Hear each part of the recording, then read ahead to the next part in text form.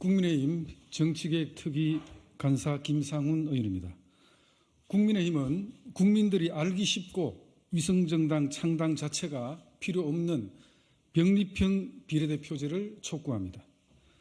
국민도 정작 당사자인 국회의원도 산식을 모르는 선거제가 무슨 혁신입니까? 위성정당을 창당하겠다고 본인이 했던 약속을 어기면서 병립형은 퇴행, 준연동형은 혁신이라고 포장하는 이재명 대표의 언어 도단에 대해서 탄식을 금할 수 없습니다. 필연적으로 페이퍼 컴퍼니인 위성정당을 만들 수밖에 없는 준연동형제가 과연 혁신인지 반문하고 싶습니다.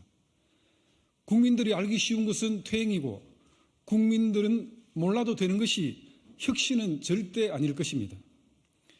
준연동형 비례제는 지난 총선에서 민주당이 공수처법을 통과시키기 위해 당시 우리 당과는 합의도 없이 소수 정당과 야합하여 통과시킨 헌정사상 유례가 없는 선거제입니다. 우리 국민의힘은 국민이 알기 쉬운 병립형 비례제로 가는 것이 확고한 당의 방향이고 흔들림 없는 방침입니다. 준연동형 비례대표제의 단점은 극명합니다. 복잡하기 때문에 준연동형 비례대표제 산식에 대해 당사자인 국회의원조차도 제대로 답변을 못합니다. 투표는 민심의 선택입니다.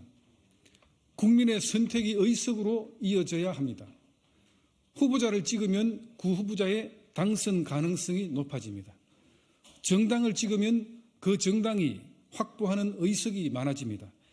이 직관적이고 간명한 투표 원칙을 두고 준연동형 비례제는 전문가들도 이해하기 어려운 산식으로 꼬아놓았습니다. 준연동형 비례제는 국민들은 알 필요도 없고 찍기만 하면 된다는 오만한 선거제입니다.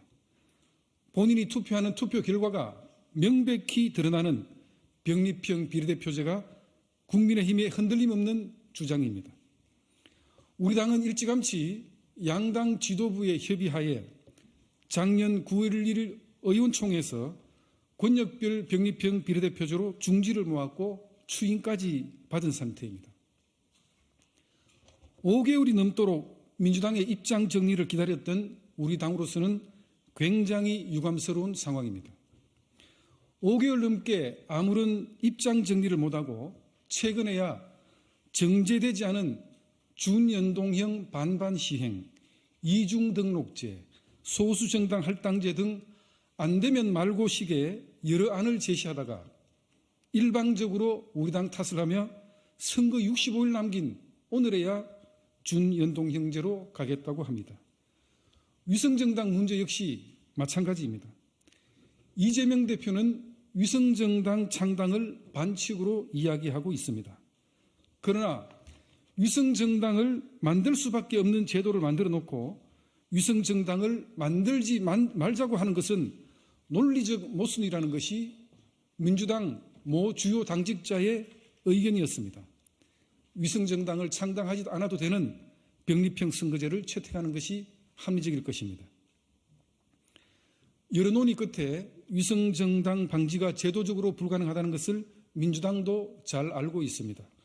그러기에 위성정당 다름 아닌 통합형 비례정당을 준비하는 것입니다. 준연동형 비례대표제가 전국 지지 기반으로 비례대표 의석을 차지하기 위한 정당 난립의 우려가 큽니다. 지난 총선에도 30개가 넘는 정당이 나타났고 이번에도 비례의석만을 노리고 총선 때만 생겼다 사라지는 이른바 떳다당 난립이 예상됩니다. 이들 정당의 이합집산으로 국민들이 느낄 피로감이나 혼란은 외면하고 있습니다. 통합형 비례정당이라는 허울 좋은 명분을 내세우지만 의석수를 한 석이라도 더 확보하기 위한 민주당의 꼼수일 뿐만 아니라 필연적으로 선거가 끝나면 갈라질 운명입니다. 다시 한번 민주당에 말씀드립니다. 이번 22대 총선은 국민들이 알기 쉽고 지난 9월에 양당 지도부에서 협의한 바 있는 3개 권역별 병립형 비례대표제를 채택하기를 강력히 촉구합니다. 2024년 2월 5일 국민의힘 정치개혁특별위원회 위원일동